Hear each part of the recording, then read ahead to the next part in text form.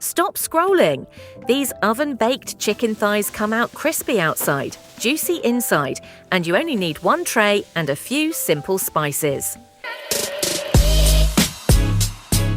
6 chicken thighs, bone-in, skin-on, 2 tablespoons olive oil, 1 teaspoon, salt 1 teaspoon, black pepper, 1 teaspoon paprika, 1 teaspoon garlic powder, 1/2 teaspoon onion powder, 1/2 teaspoon dried oregano, 1/2 teaspoon chili flakes, optional, 1 tablespoon lemon juice.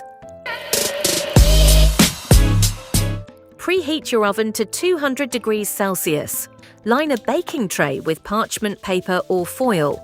Pat the chicken thighs dry using paper towels.